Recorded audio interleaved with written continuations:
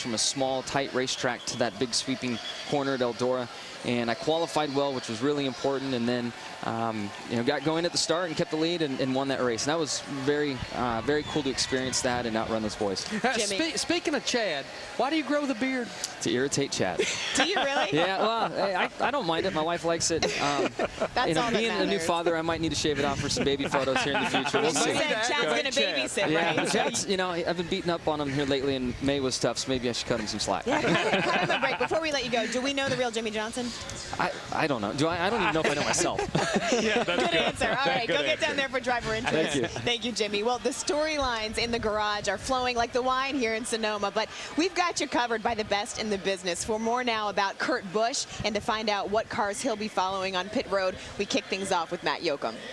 And Lindsay, when you look at car owner Roger Penske, I don't think any owner is more versatile at winning races and championships than Penske. His first win was a very special one in NASCAR back in 1973. We'll take a look back at that run at Riverside, a historical day, a little later on today. Rob Shaheen? You know, Matt, Kyle Busch ended an 8-race streak of finishing in the top 10 last week at Michigan. Here at Infineon Raceway in 2008, he stood right here in victory lane. In fact, that year, he went on to win both road course races, picking up Watkins Glen as well. He's hoping that maybe today he can start a streak of standing back here in victory lane. To Marty. Well, Ralph, on my end of pit road, probably be talking a lot today about Tony Stewart, the most recent road course winner in this very race car at Watkins Glen last year. Now, Friday in practice, Stewart struggled. They tried some things they learned at a test a couple of weeks ago at another road course that didn't quite apply here to Sonoma. So for qualifying and race practice yesterday, they went back to the old setup Smoke is always used here at Sonoma, and it worked like a charm. And in fact, in a few minutes, we'll talk to Tony Stewart and find out how confident he is in the wine country. Let's go to Phil Parsons. Marty, this is Brian Vickers' car. When he was diagnosed with blood clots a few weeks ago, the Red Bull team replaced him with Casey Mears for 3 races. They've already said this week that they're going to put Reed Sorensen in for the next 3 races. But for this race here at Infineon, they're going to turn to the 2-time German touring car champion, Matthias Ekstrom, to drive this 83 Red Bull car. A great road racer, 2-time champion over there in Germany, and he will start this race back in the 30s. Lindsay. Thank you, Phil. Well, we are just getting things started here. When we come back, closer to going green, and Jeff Burton, driver of the 31, is preparing to make his 500th consecutive start this afternoon on a track where he's led only 3 laps. Can he do it today? You're watching Countdown to Green on TNT.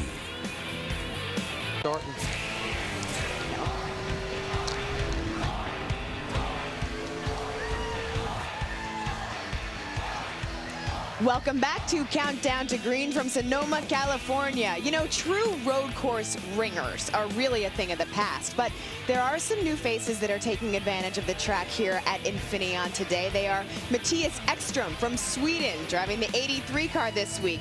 Denmark's Jan Magnussen, the open wheel champion. Also PJ Jones, the son of another racing legend, and fan favorite Boris Said, a true road specialist. Hasn't won a road course cup race, though, in 37 years. The last person to do it was Indy 500 champion Mark Donohue, who used his road racing expertise to earn the victory for Roger Penske Racing. We thought that our expertise on the road courses would serve us well, and obviously as we got to 1973 and Mark Donohue at that race in Riverside showed the American Motor Boys that we knew something about racing. The victory was patented Penske, dominating and record-setting. Mark Donohue never lost the lead over the final 300 miles, even stopping once to change brake pads. It was the first NASCAR win for owner Penske, Donohue, American Motors, and the first to utilize 4-wheel disc brakes. We put big road racing brakes on that car. I think that was the real area at that time when we started to get braking. And when you're racing against the Woods brothers, you know, Pearson, you know, Bobby Allison, the guys that were in that race just are amazing to think that we could go there with that Matador. And to me, Riverside was a special place. And to come there and win with the big boys, that was pretty special to us. Before he was racing's most prolific owner, Penske was an award-winning wheelman. One of his proudest drives took place at Riverside in '63. What a day for me. I didn't qualify the first weekend. Started kind of in the middle of the pack, bumped somebody. I remember I had the front end pushed in, but went on to lead and win that race. You know, Parnelli Jones and the teams that we were racing against out there was terrific. Ironically, I won that race and came back and wanted to come into the Speedway. They wouldn't let me in because I was a NASCAR driver, so things have sure changed now. We mentioned driver P.J. Jones. His father is a legend of the sport who also had success at Riverside. He was inducted into the International Motorsports Hall of Fame in 1990 and is recognized as a driver whose versatility is unmatched in racing. Put it this way, if it had wheels, he could race it, but there is one trophy that means more to Jones than any other. He shared that with Matt Yoakum in this week's Pride of NASCAR.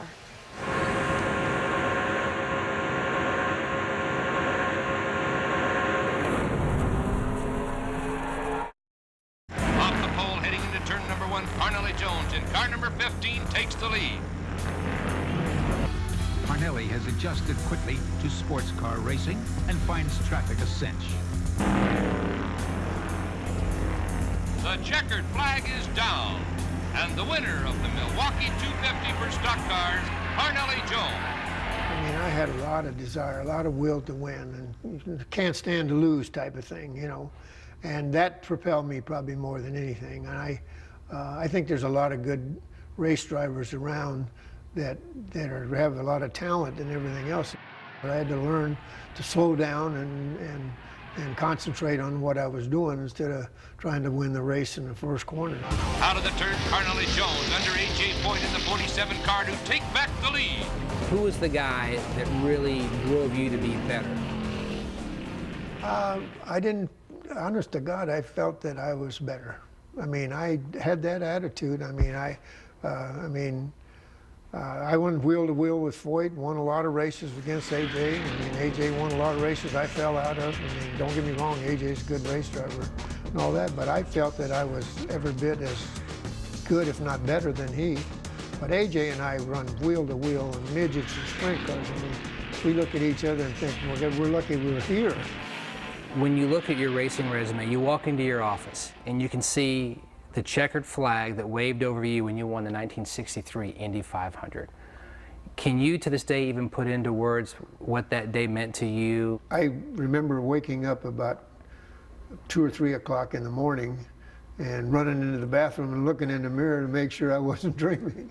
Winning that race means everything to me, you know. I mean, obviously, you know, I had friends that say, man, you're racing, that's dangerous, you're going to kill yourself, blah, blah. And I said, look, if I ever win Indy, I'll quit, you know. But, you know, that was kind of my goal, and it's then you change it from time to time. And I also was, I set my goals financially along the way, you know, and, you know, I wanted to get someplace. I remember when I first made $10,000, I figured if I could put it in the bank, draw 10% interest, I would never have to work again.